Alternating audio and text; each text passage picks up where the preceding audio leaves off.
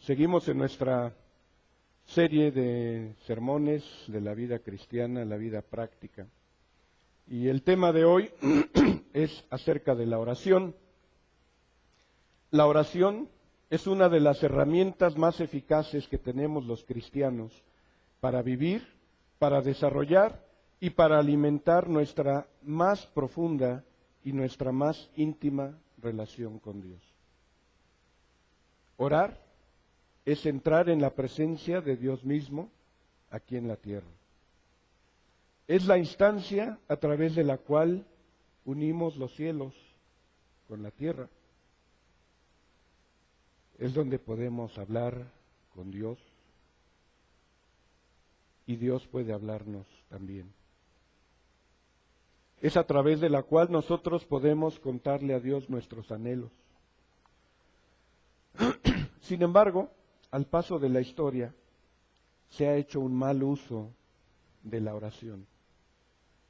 A veces por ignorancia, a veces por incapacidad o a veces por negligencia. Y pretendemos manejar la oración como si fuera algo mágico. Las oraciones pueden ser por diversas causas, por diversas razones. Alabanza y adoración, agradecimiento, confesión, peticiones, súplica, intercesión, o simple y sencillamente porque queremos mostrarle a Dios la confianza que tenemos en Él. Pero lo cierto es que es por medio de la oración en donde nosotros los cristianos podemos tocar y cautivar el corazón de Dios. La oración no es mágica. La oración es una relación personal con Dios. Por tanto, la oración refleja de alguna manera nuestra espiritualidad. Así que ojo con la gente que se la pasa nada más en rezos y rezos y rezos y rezos. Eso refleja su espiritualidad. ¿Quiere conocer su nivel de espiritualidad? ¿De verdad? Escúchese. Escuche la clase de oraciones que usted hace. Escuche sus propias oraciones a ver qué le dicen. La oración tampoco es una maquinita para lograr lo que queremos. Dios no contesta las oraciones porque nosotros lo merezcamos. Él lo responde por su propia gracia y porque mira en cada uno de nosotros a su Hijo Jesucristo. Así que estamos hablando hoy de la oración. Una cosa de la que se habla constantemente entre los cristianos, lo damos por sentado, pero de pronto nos topamos con algunas situaciones que yo creo que no nos detenemos a pensar. ¿Qué tipo de oración es la oración que Dios quiere? Y a esto le llamo la oración eficaz. ¿Alguna vez se ha preguntado por qué sus oraciones son ineficaces? Bueno, yo no tengo la respuesta, pero vamos a ver si a la luz del estudio de hoy podemos encontrar por qué a veces nuestras oraciones resultan ineficaces. Me parece que la enseñanza bíblica nos muestra que para que una oración sea eficaz, tiene que constituir o tiene que darse en ciertas condiciones. Vamos a ir revisando algunos textos para orientar un poco el pensamiento. Mateo 6, versos 5, 6 y 7. Ahí Jesús está introduciendo esta noción que acabamos de escuchar, el Padre Nuestro. Y le está instruyendo a sus discípulos en cómo deberían orar, porque si ustedes se acuerdan, son los discípulos los que se acercan y le dicen, Señor, enséñanos a orar. Así como Juan le enseña a sus discípulos, pues también nosotros queremos que tú nos enseñes. Así que Mateo 6, versos 5, 6 y 7 dice así, Mas tú cuando ores, entra en tu aposento y cerrada la puerta, ora a tu Padre que está en secreto. Y tu Padre que ve en lo secreto, te recompensará en público. Así que la primera condición de una oración eficaz es que la oración debe ser personal y secreta. ¿Por qué mencionaba esto Jesús? Porque los fariseos tenían la tendencia a ser protagonistas y exhibicionistas a la hora de su expresión religiosa. Así que Jesús le está diciendo, cuidado, vaya a lo secreto y ahí órele a Dios. Abra ahí su corazón, exponga lo que trae ahí. Verso 7 dice, y orando, no uséis vanas repeticiones como los gentiles que piensan que por su palabrería serán oídos. Así que evite las palabrerías. En buen mexicano diríamos, evite el choro. Usted no va a impresionar a Dios porque hable mucho, porque hable bonito, porque hable incansablemente. Eso no toca el corazón de Dios. Así que hacerlo en secreto y evitar vanas palabrerías. Ahora vamos a Lucas 18. Lucas 18, ahí nos dice Jesús en otra historia, verso 10 al 14. Dice, 2 hombres subieron al templo a orar. Uno era fariseo y el otro era publicano. El fariseo puesto en pie, vean lo que hacía, El fariseo puesto en pie, ¿qué hacía? Oraba consigo mismo. No le oraba a Dios, oraba consigo mismo. ¿No le parece chistoso? Que a veces la gente religiosa, en vez de orarle a Dios, se está orando a sí mismo. Y esto es lo que está diciendo Jesús. El fariseo puesto en pie oraba consigo mismo de esta manera. Dios, te doy gracias porque no soy como otros hombres, ladrones, injustos, adúlteros, ni aun como este publicano, refiriéndose a su vecinito de al lado. Ayuno 2 veces a la semana y doy diezmos de todo lo que gano. Mas el publicano, estando lejos, no quería ni aun alzar los ojos al cielo, sino que se golpeaba el pecho diciendo, Dios, sé propicio a mí, pecador. ¿Qué diferencia de oración? Así que lo que ahora nos está enseñando Jesús es que nuestra oración la debemos hacer con humildad. Debemos orar con humildad. Porque al final de cuentas no tenemos ningún mérito. Y así, igual que el publicano decía, yo que soy pecador, sé propicio a mí, así deberíamos acercarnos. Y luego vamos a Juan, capítulo 14, verso 13. Ahí Jesús está instruyendo también cómo debemos orar. Juan 14, 13 dice, y todo lo que pidiereis al Padre, ¿qué? En mi nombre. Lo haré para que el Padre sea glorificado en el Hijo. Si algo pidiereis en mi nombre, yo lo haré. ¿Cómo debemos orar? En el nombre de Cristo. Vamos a la siguiente página, Juan 15, verso 16. Sigue hablando Jesús y dice, no me elegisteis vosotros a mí, sino que yo os elegí a vosotros, y os he puesto para que vayáis y llevéis fruto, y vuestro fruto permanezca, para que todo lo que pidiereis al Padre, ¿qué?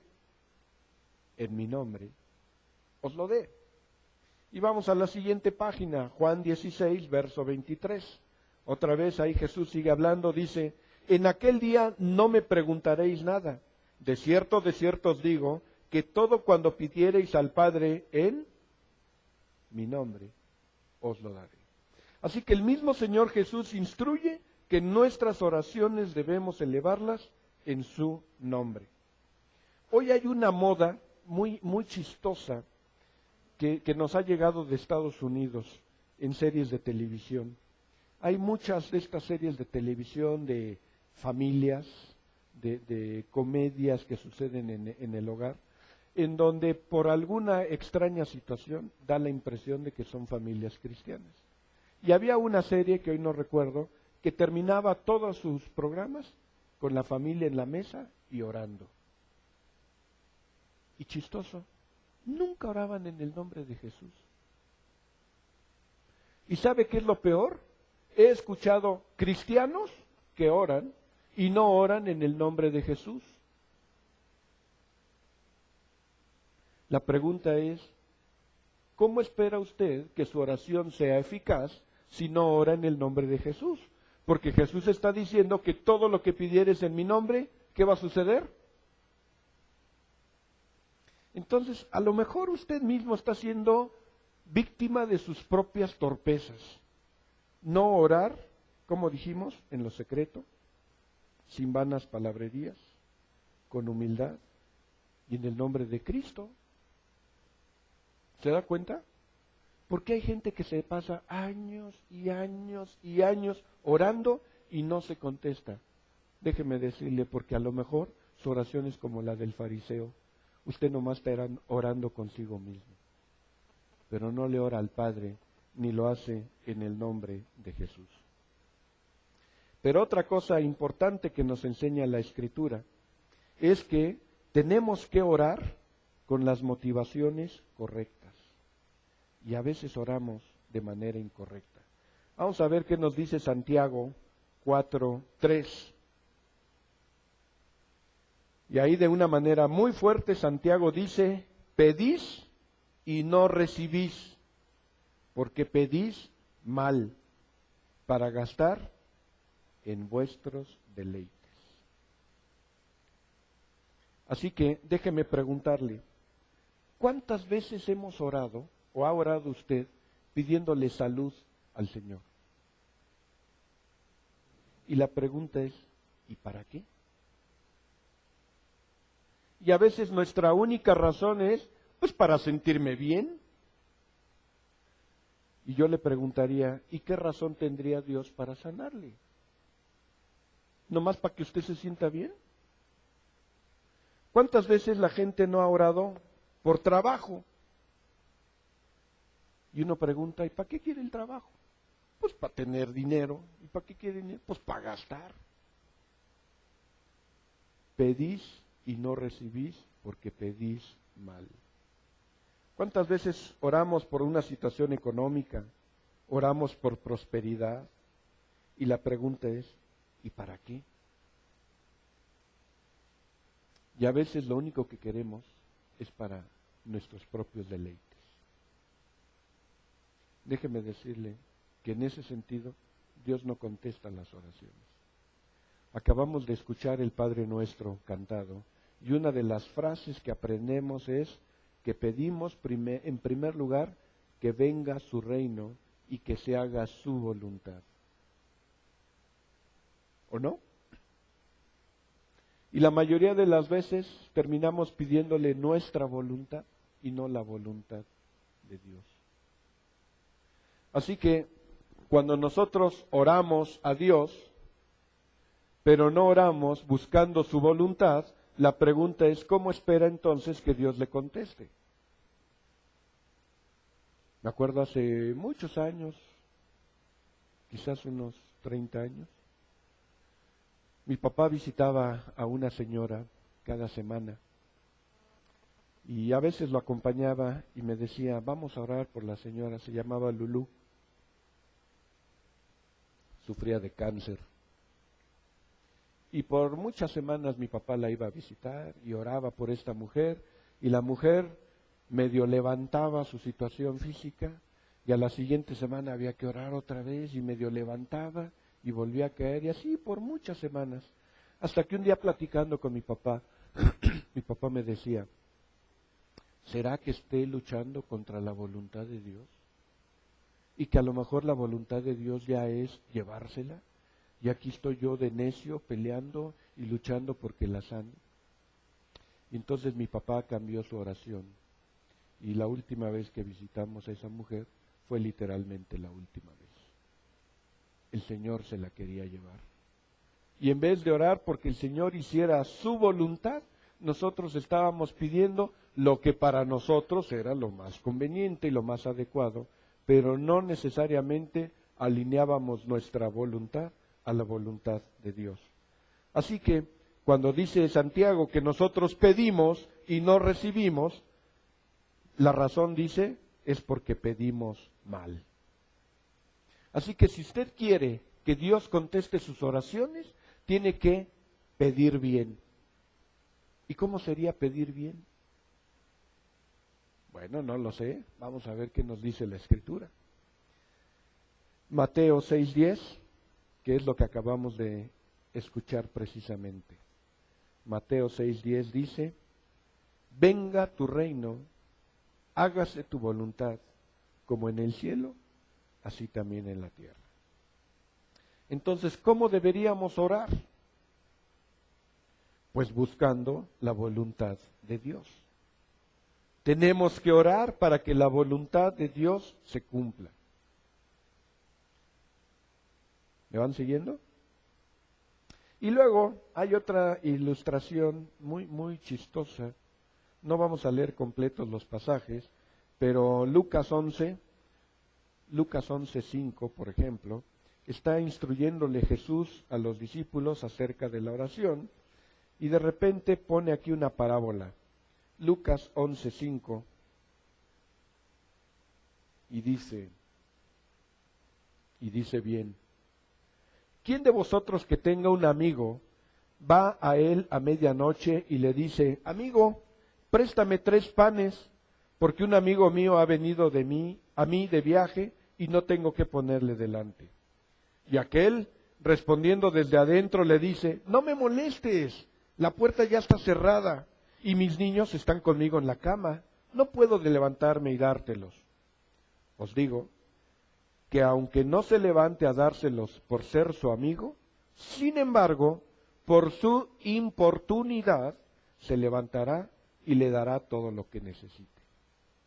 Y yo os digo: pedid y se os dará, buscad y hallaréis, llamad y se os abrirá, porque todo aquel que pide, recibe, y el que busca, halla, y al que llama, se le abrirá. ¿Qué está diciendo aquí Jesús? Quizás tenemos que aprender a ser persistentes. Vamos a ver otro pasaje antes de decir lo que me parece que es la palabra mexicana correcta. Mateo 7, del 7 al 11.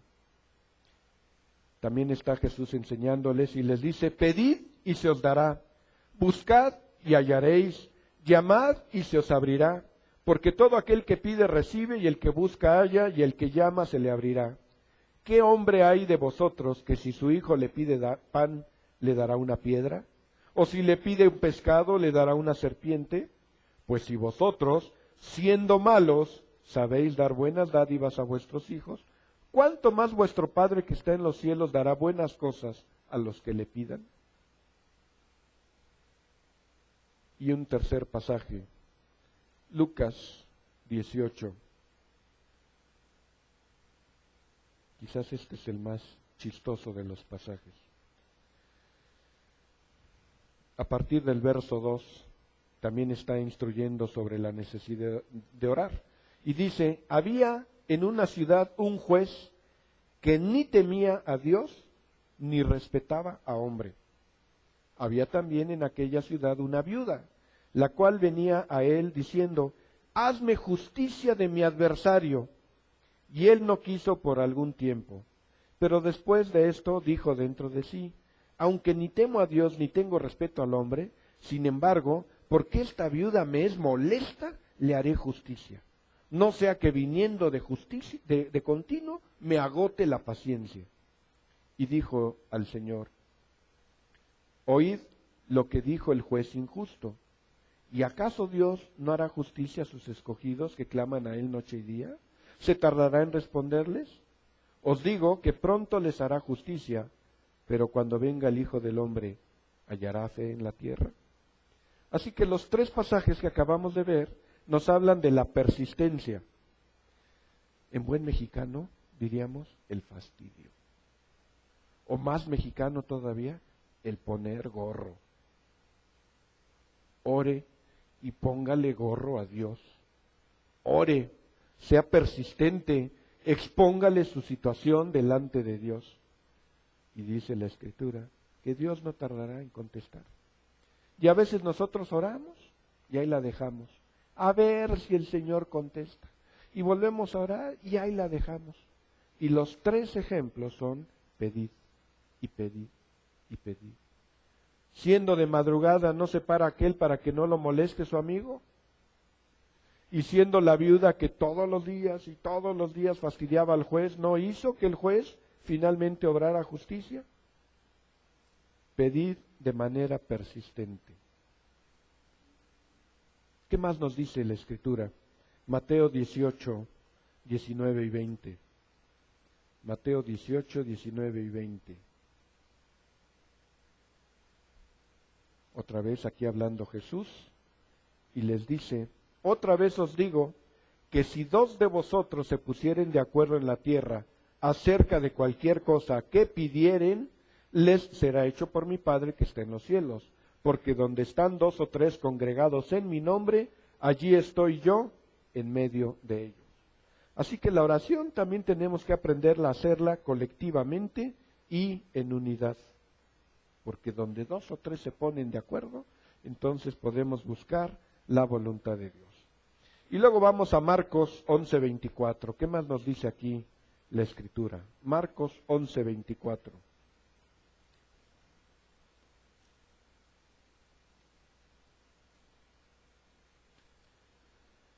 Por tanto, os digo que todo lo que pidiereis orando, creed que lo recibiréis y os vendrá. Y vamos a un pasaje paralelo, Santiago 1, 6 y 7.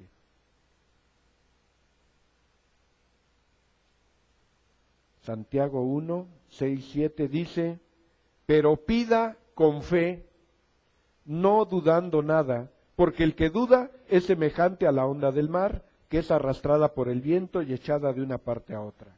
No piense, pues, quien tal haga, que recibirá cosa alguna del Señor. Así que, ¿cómo debemos orar? Expectantes.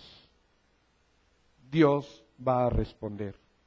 Así que vamos aquí concentrando. Hemos dicho que tenemos que orar en secreto, sin protagonismos ni exhibicionismos, evitando vanas palabrerías, hacer nuestras oraciones con humildad, hacerlas en el nombre de Cristo, hacerlas con las motivaciones correctas, buscando la voluntad de Dios, siendo persistentes, en unidad y ser expectantes a la respuesta de Dios. Así que yo me pregunto, y ahora le pregunto, ¿por qué muchas de sus oraciones no se contestan? Revise y haga un checklist de todo esto que acabamos de revisar. ¿Será que estoy cumpliendo con las condiciones indispensables que la Escritura nos muestra para tener realmente oraciones eficaces? ¿O nos estamos aventando de nuestro ronco pecho una cantidad de oraciones que ni al caso vienen? Cuando nosotros oramos dentro de la voluntad de Dios, en el nombre de Cristo y en el poder del Espíritu Santo, Él va a responder. Téngalo por cierto. Pero no necesariamente responde como uno quisiera que respondiera, porque este es otro de los grandes problemas que hoy tenemos. Y pienso, por ejemplo, en nuestra competencia, y digo nuestra competencia no porque prediquen correctamente, sino porque se están llevando a muchos, que son estos amiguitos de pare de sufrir. ¿Qué es lo que le venden a la gente? Prosperidad, riqueza, tranquilidad económica. Y hay muchos hermanitos que conozco que de cuando en cuando se van a dar su vueltita a ver si por ahí Dios les contesta. Qué chistoso. Pero fíjese, por alguna extraña razón me chuto todos los días su sermón y su invitación al, ¿cómo se llama? El cenáculo del Espíritu allá de Revolución. Y nunca escucha uno en sus predicaciones acerca del perdón de Dios, de la justicia, del pecado del hombre. De todo lo que uno escucha es dinero, dinero, dinero. Y por supuesto, en una situación económica como la que hoy vivimos en este país, pues es una predicación atractiva, pero no es la predicación del Evangelio. Dios contesta, perdón, es el engaño. Dios contesta, las oraciones las contesta. Vamos a ver la respuesta de Dios. ¿Alguna vez usted ha pensado que Dios no lo escucha? ¿Ha pensado que Dios no contesta sus oraciones? Y quizás muy en el fondo diga usted, qué gacho. Dice su palabra que si yo pido, Él me va a contestar. Y que si yo pido, voy a recibir. Y usted se le ha pasado, pide y pide y pide. Y de pronto dice, pues ¿por qué Dios no me contesta? Bueno, ya tuvimos la primera respuesta. Porque a veces no lo hacemos en las circunstancias o en las condiciones que Dios mismo ha establecido. Pero Dios siempre responde las oraciones. Y Dios tiene 3 tipos de respuestas. Sí, no o espera. El problema es que casi siempre esperamos que nos diga que sí a todo. Bástate de mi gracia. Y a veces somos como los hijos chiquitos. Queremos que todos nos digan que sí. Y me recuerda a algunas instituciones públicas de este país, en donde no falta el empleado que va con el jefe y le dice, oiga jefe, ¿me puede dar el día de mañana? No. Oiga, es que mire, necesito. No. Oiga, es que por favor. No. Y necios hasta que van con el sindicato y el sindicato les autoriza el día y dicen, ya ve cómo sí. No estamos acostumbrados a recibir un no, y eso es una mala educación. Y a veces cuando oramos a Dios, oramos en la misma lógica, como si Dios estuviera obligado a darnos siempre por respuesta un sí. Y discúlpeme, pero no es así. Dios puede responder a sus peticiones un sí, un no o un todavía no. Espera. Pero ahora la pregunta es, ¿y Dios contesta caprichos? Porque pareciera ser que aquí muchos cristianos de pronto están engolosinados. No, pues si la Escritura dice que todo lo que pidamos al Padre en su nombre, ajá. Pero hay condiciones. Y una de las condiciones es que permanezcamos en Él. Ahora, cuando nosotros permanecemos en el Señor, déjeme decirlo con toda la claridad, no andamos pidiendo tonterías cuando permanecemos en el Señor. Porque nuestra permanencia, nuestra relación con el Señor ajusta nuestros pensamientos y ajusta nuestras motivaciones. Y es muy frecuente que andamos pidiendo mal, como decía Santiago, pedimos y no recibimos porque pedimos mal. ¿Será que Dios entonces está a nuestra disposición? ¿Será que a veces vemos a Dios como una especie de hada madrina que está a nuestra disposición y que debe resolvernos la vida conforme nosotros se lo pedimos? La respuesta es no. Vamos a poner aquí 2 ejemplos de malas peticiones que le hicieron a Jesús. Malas peticiones. Fueron muy torpes, pero la gente no se daba cuenta. Y lo quiero mostrar aquí precisamente porque al mismo Señor Jesús se lo plantearon y tuvo que reconvenir el asunto. Vamos a Lucas 12. Lucas 12, versos 13 al 15. Lucas 12, 13 al 15. Y le dijo uno de la multitud, Jesús estaba predicando, le dijo uno de la multitud, Maestro, di a mi hermano que parta conmigo la herencia. Mas él le dijo, hombre, ¿y quién me ha puesto entre vosotros como juez o partidor? ¿Cómo diríamos en buen mexicano? Lo mandó a la goma. Esa no es la del trabajo del Señor. Ay, Señor, mira, se está quedando con mi lana, con mi herencia. Arréglenlo. ¿Qué petición tan absurda le estaban haciendo? Ahora, eso se vale de alguien que no conoce a Jesús, de alguien que viene de la multitud y que desde allá se le ocurre cualquier petición. Pero ¿qué decir de los discípulos de Cristo? ¿Qué decir de aquellos que están acercados, que están allegados a la experiencia cristiana? Bueno, vamos a ver Mateo 20, 20 al 22. Dice, entonces se le acercó a Jesús la madre de los hijos de Zebedeo con sus hijos, postrándose ante él y pidiéndole algo. Él le dijo, ¿qué quieres? Ella le dijo, ordena que en tu reino se sienten estos dos hijos míos, uno a tu derecha y el otro a tu izquierda. Entonces Jesús respondiendo dijo, no sabes lo que pides. No sabes lo que pides. Ahora, en buen mexicano, lo que le estaba pidiendo era la Secretaría de Gobernación y la Secretaría de Hacienda. Eso es lo que le estaban pidiendo a Jesús. Señor, cuando ya estés ahí, ahí te los encargo, ¿no? Una recomendadita. Y la respuesta de Jesús fue contundente. No sabes lo que pides. Y era de los discípulos, de los allegados. Vamos a ver el pasaje paralelo en Marcos 10, 35. Porque aquí en Mateo dice que fue la mamá la que se acercó a pedirlo. Ahora vamos a ver qué dice Marcos 10, 35 al 37. Dice Marcos, entonces Jacobo y Juan, hijos de Zebedeo, se le acercaron diciendo, Maestro, querríamos que nos hagas, fíjense, querríamos que nos hagas lo que pidiéremos. Y él les dijo, ¿qué quieren que os haga? Ellos le dijeron, concédenos que en tu gloria nos sentemos el uno a tu derecha y el otro a tu izquierda.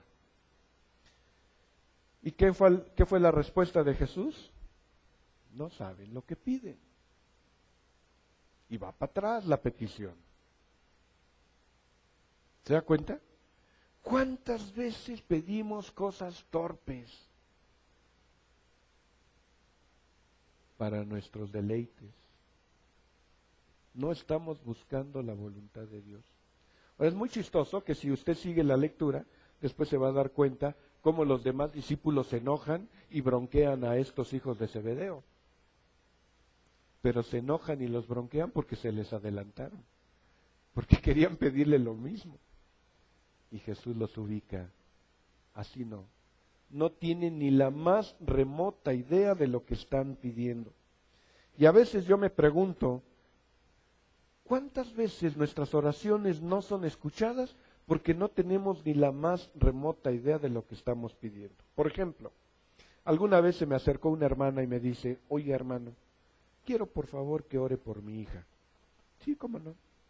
Dígame qué tiene su hija. Pues tiene un novio que no es cristiano y no le conviene. Y entonces, por favor, ore para que el Señor le quite a ese hombre. Discúlpeme, hermana, pero usted no sabe lo que está pidiendo, ¿eh? Y no puedo yo orar eso. Discúlpeme. ¿Su hija es cristiana? Sí, claro. ¿Conoce la voluntad de Dios? Sí, claro. Entonces, que la haga. ¿Cuál es la voluntad de Dios? Si sabe la voluntad de Dios y no la hace, ¿para qué me pone a orar? ¿Se da cuenta? Es absurdo. Ahora, si yo orara esa petición y Dios fuera consecuente, yo nada más pongo aquí el escenario. ¿De qué manera se lo podría quitar Dios? ¿Verdad que es perverso ese pensamiento? Pues a veces Dios nos los quita matando a la gente. Y uno dice, ¿y con qué derecho pedimos ese tipo de cosas? A veces hay gente que ora pidiendo sacarse la lotería. Ay, Señor, si me das la lotería, te prometo el diezmo. Queremos chantajear a Dios. ¿Para qué quiere usted sacarse la lotería? Si no puede administrar lo que tiene en este momento, ¿cómo espera administrar más? En otra ocasión me llega una chica que era familiar y me dice, andaba haciendo de las suyas, y ella era muy jovencita todavía, alrededor de 18 años, y andaba haciendo de las suyas y me dice, ay, ora para que no esté embarazada, ¿no? Disculpa. Es que mira, si salgo en los exámenes que no estoy embarazada, prometo servir al Señor. Fíjate, qué lamentable negocio estás pretendiendo hacer con Dios. Estás haciendo cosas que no debes y ahora que ya metiste la pata, ahora quieres negociar con Dios.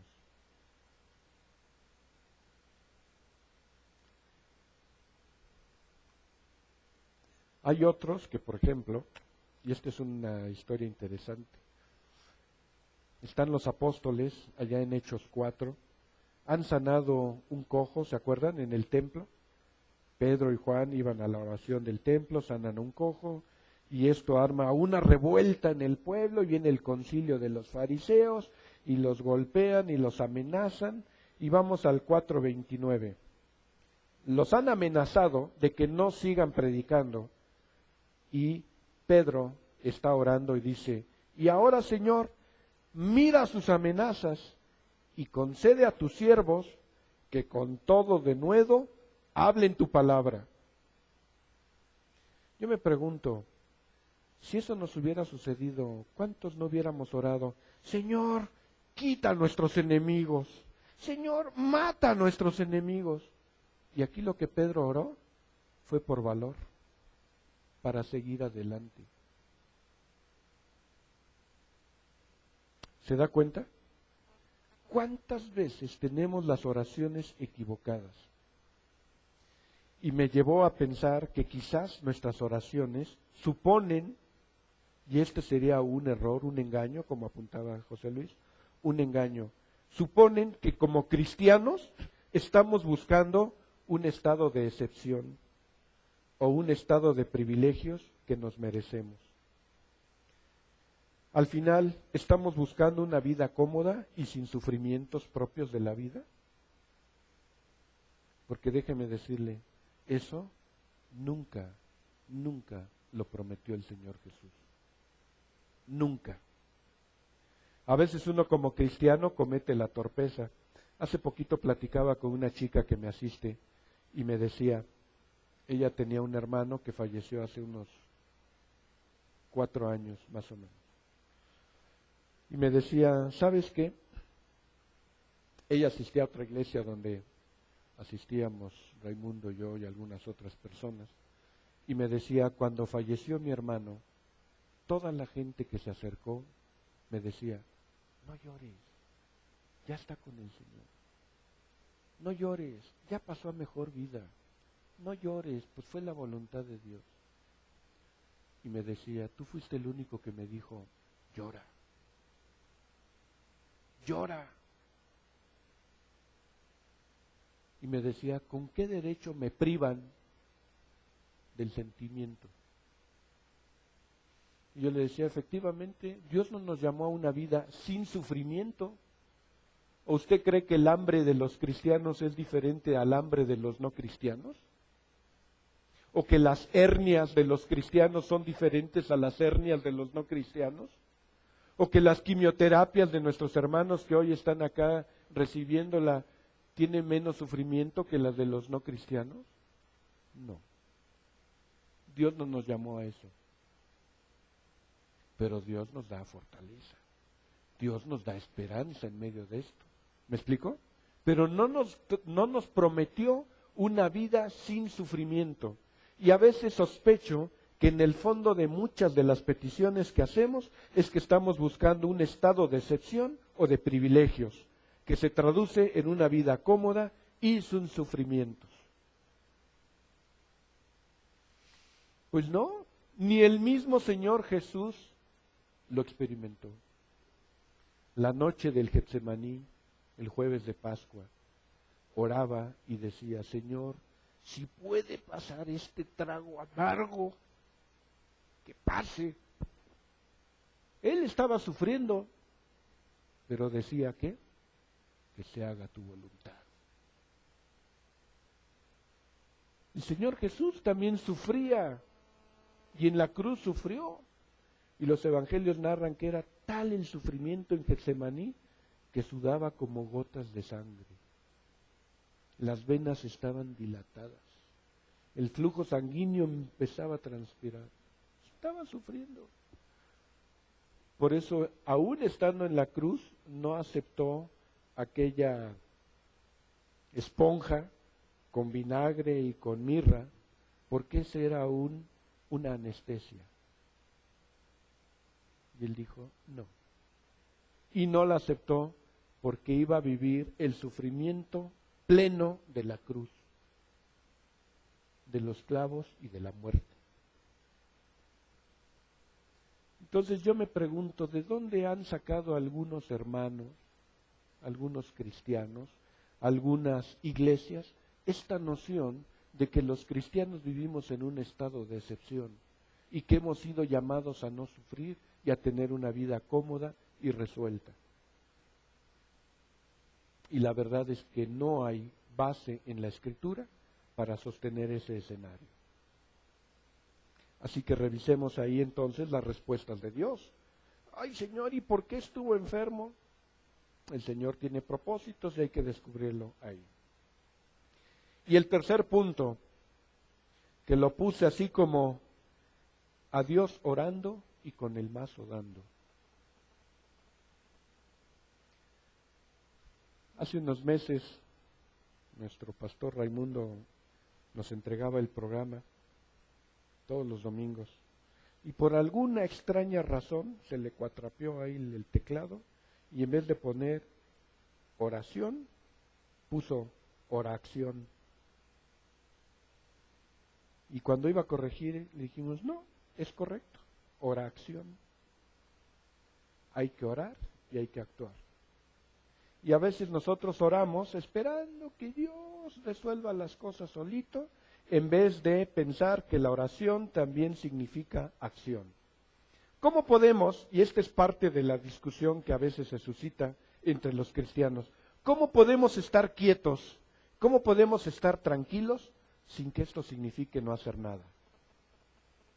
O sin que esto signifique inacción. Porque ciertamente dice la Escritura, estad quietos y sabed que yo soy Dios. Y eso lo repite Jesús también. Pero eso no significa no hacer nada. Significa que seguimos viviendo, seguimos tomando decisiones, seguimos actuando. A veces escucho expresiones entre cristianos, y voy a usar aquí el peyorativo, entre algunos cristianitos, cosas como estas. Le pregunta a uno, oye, ¿qué onda con el negocio? Oye, ¿qué onda con tu novia? Oye, ¿qué onda con tus hijos? Oye, ¿qué onda con la escuela? Oye, ¿y está uno? Y la respuesta, pues a ver qué Dios dice. Disculpe. En una ocasión le preguntaba a una persona, oye, ¿y tú no piensas casarte? Y me dice, pues a ver qué Dios dice. Bueno, ok, ¿y tú qué dices? Porque Dios tiene su respuesta, pero ¿y la tuya? La oración implica acción. Y a veces de a ver qué Dios dice, más que expresión de confianza en Dios, me parecen que son formulismos a través de los cuales la gente quiere evadir o quiere zafarse de su compromiso, su responsabilidad, su disciplina para lograr algo. Ya he predicado en otro momento que la Biblia nos muestra que Dios tiene su propio espacio y el ser humano tiene también el suyo. Ambos tenemos nuestros respectivos espacios. Y uno de los grandes problemas que sucede es cuando nosotros queremos ocupar el lugar de Dios y tomar las decisiones de Dios. Por ejemplo, recuerde la historia de Abraham y Sara, que Dios le había prometido hijos a Abraham y a Sara, y Sara le dice, ¿sabes qué? Pues yo ya estoy vieja, ya no te puedo dar hijos, pues métete aquí con mi criada y ten un hijo. Y entonces se meten en el lugar de Dios y sale Ismael. Ismael es el padre de todos los pueblos árabes. Y desde entonces están en pleito con el pueblo de Israel. Porque Dios le prometió a Abraham y a Sara, no a Agar, la criada. Pero quisieron ayudarle a Dios, porque Dios se tardaba, y qué tal si ya no podemos, pues mi viejo ya está viejo, yo también ya estoy vieja, y dice la Escritura que Sara decía que su matriz ya estaba seca. Era la expresión que se usaba, ¿no? Y entonces llega el momento en que, bueno, pues qué tal si le ayudamos a Dios. Y entonces brincamos de nuestro espacio y nos metemos al espacio de Dios, en vez de dejar que Dios tenga su espacio y Dios actúe. Y el otro problema es cuando esperamos que Dios salga de su espacio y ocupe nuestro espacio. Ay, Señor, quiero hijos. Ajá. ¿Y tu tarea? Ay, Señor, quiero casarme. Ajá. ¿Y ya buscaste novia? Ay, Señor, pues quiero una lana. Ajá. ¿Ya trabajaste? Y entonces esperamos que mágicamente Dios salte de su espacio a hacer lo que al hombre le corresponde. Esos son dos graves problemas que constantemente encontramos dentro de los cristianos. O nos queremos meterle a ayudar a Dios y ocupar el espacio de Dios, o esperamos que Dios haga lo que a nosotros nos corresponde. Así que la Biblia nos muestra que Dios tiene su propio espacio y el ser humano tiene el suyo. Esto quiere decir que cada quien hace su parte. Y en esa medida hay bendición, porque Dios hace su parte y nosotros hacemos nuestra parte. Cuando Dios le dice a Josué, entra y conquista la tierra prometida, que ahí está, dice, esfuérzate y sé valiente. Esa es la parte que le correspondía a Josué y al pueblo de Israel. Y la parte de Dios, que yo estaré contigo. ¿Qué le hubiera costado a Dios decirle, no te preocupes, yo ahorita me los echo? Y de un trueno acaba con todos los pueblos. ¿O cree que no lo podía haber hecho? Por supuesto. ¿Y por qué no lo hizo? Porque el hombre tenía que hacer su parte. ¿Por qué no hizo Dios la creación labrada? Puso al hombre para que labrara el huerto. Esa era la parte que le correspondía a Dios, al hombre. ¿O no podía haber creado todo el bosque ya con los surcos hechos y bien ordenaditos los árboles y por frutas? ¿No cree que lo podía haber hecho Dios? ¿Por qué no lo hizo? Porque le da un espacio al hombre. Entonces, cuando Dios hace su parte y nosotros hacemos nuestra parte, ahí hay bendición. Algunos ejemplos. Oramos por pasar un examen. Esa es nuestra petición, pero no estudiamos. Esa es nuestra responsabilidad. Oramos por salud, pero no nos cuidamos y no atendemos las indicaciones médicas. Allí en la otra iglesia teníamos un conocido que tenía problemas de diabetes. Y el amigo no dejaba de tomar Coca-Cola todos los días. Se compraba su cocota todos los días, ¿no? Diciendo, bueno, ¿qué necesidad? Tiene diabetes y no deja su cocota. Primero muerto que dejar la coca. Okay. Entonces, ¿para qué ora por salud? Es ocioso ese tipo de oraciones. Quitar, a veces oramos porque Dios nos quite relaciones tóxicas, relaciones nocivas, y sin embargo no tomamos las acciones específicas como ponerle límites a la gente o evitarlas. A veces oramos por prosperidad, por una situación económica mejor, pero no somos capaces de trabajar, de ser disciplinados, de administrar nuestros recursos. A veces oramos por una pareja, pero no somos capaces de ir y buscar y de hablar con una mujer y decir, me gustas, ¿por qué no vemos si es por aquí o no es por aquí? Ay, no, pues a ver, pues si Dios me la pone, pues de una vez que me caiga ya vestida de blanco. A veces oramos por un buen gobierno, ¿no? Pero no somos capaces para ir a votar el próximo domingo.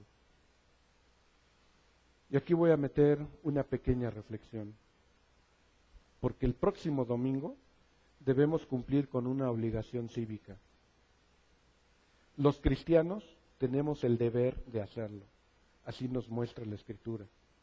Nuestra responsabilidad es discernir quién de los candidatos y quién de los partidos va más acorde a la voluntad de Dios, en vez de pensar cuál me cae bien y cuál me cae mal. Sin embargo, hay que aclarar esto, que con frecuencia perdemos de vista. Primero, no hay ningún partido político, ninguno, que exprese cabalmente la voluntad de Dios. Todos los partidos políticos están impregnados de pecado. Así que eventualmente también sus propuestas traen carga pecaminosa. Segundo, no hay ningún candidato que esté libre de pecado. Por tanto, cualquiera, al final del día, va a mostrar sus tendencias pecaminosas. Tercero, el reino de Dios se extiende, en primer lugar, por la Iglesia y por cada uno de los creyentes. Razón por la cual a veces encontramos entre los diferentes partidos políticos candidatos cristianos, pero no hay partidos cristianos. Las ocasiones en que se ha intentado hacer partidos cristianos y eventualmente han llegado al gobierno en otros países, la Iglesia ha terminado perdiendo su testimonio por culpa de malos gobernantes. Dios se ha cuidado de mantener a su Iglesia al margen de la vida partidista, no así de la vida política, porque al final de cuentas cualquier cosa que hacemos por el bien de la sociedad tiene un impacto político. Y en cuarto lugar, es iluso pensar que algún partido o algún candidato por sí mismo va a erradicar la problemática que estamos viviendo, como inseguridad, urbanización, educación, delincuencia, problemas ecológicos, sindicalismo retrógradas, salud pública, etc. Sin embargo, alguno de estos cuatro va a terminar gobernando. Eso debe quedarnos muy claro. Y la Biblia nos instruye constantemente a que estemos orando por nuestros gobernantes. Así que, a Dios orando y con el voto dando. Eso es nuestra responsabilidad el próximo domingo. En la semana platicaba con una teniente de ahí de la Marina y salió el tema de las elecciones y me decía, híjole, es que pues no hay para dónde, ¿verdad? No hay para dónde hacerse. Están todos para llorar. Y le decía, sí, ¿y sabe qué es lo peor del caso? Que alguno de esos va a terminar gobernando. Y me decía, sí, qué feo. Pero luego se me ocurrió algo todavía más maquiavélico. Y nomás de recordar la cara que puso esta mujer, le digo, Isa, pero lo peor, de verdad lo peor, es que cualquiera de esos va a terminar siendo el comandante supremo de las Fuerzas Armadas del país. Y entonces le cambió la cara. Digo, imagínese al Peje como comandante supremo. Imagínese a Josefina como comandante supremo. Imagínese al Cuadri como comandante o al Enrique Peña. Y el que quede, de todas maneras, por constitución, va a quedar como comandante supremo. Hay que orar y hay que actuar. A Dios orando y con el mazo dando. Los cristianos entonces tenemos que ir a las urnas bien preparados, habiendo orado y habiendo discernido lo que creemos que es la voluntad de Dios para nuestro país. ¿Y se vale tener pluralidad? ¿Se vale estar en desacuerdo en las posiciones políticas? Por supuesto. Porque lo que nos une es la sangre de Cristo, no el partido político. ¿Qué podríamos concluir? Bueno, 3 cosas. Primero, revise sus oraciones y hágalo en serio con un sentido de autocrítica. A la luz de la enseñanza de esta mañana, ¿podría usted decir que tiene una práctica correcta de orar? ¿O será que tiene que hacer algún cambio? Segundo, Dios quiere bendecirnos, pero requiere que oremos correctamente.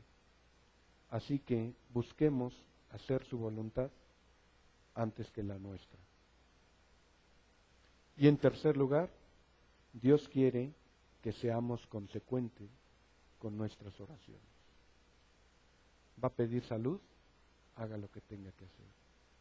¿Va a pedir empleo? Haga lo que tenga que hacer. ¿Va a pedir matrimonio? Haga lo que tenga que hacer. Sea consecuente con la oración. Dios hará su parte y usted hace su parte. Que Dios nos bendiga.